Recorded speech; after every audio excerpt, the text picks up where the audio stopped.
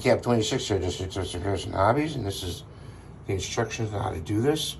That's the way you do it for a child. I'm going to show you how to do it if you have it behind a bureau in front of it.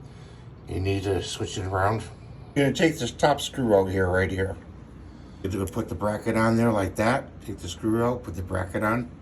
Just slip it on there like that. Turn the light switch off down to snap it over this. You got to slide this in here like that, and then snap it on there, and it goes up and down like that.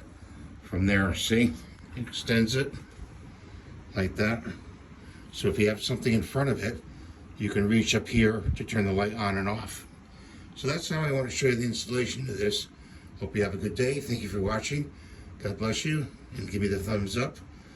And we'll see you next time. Bye for now.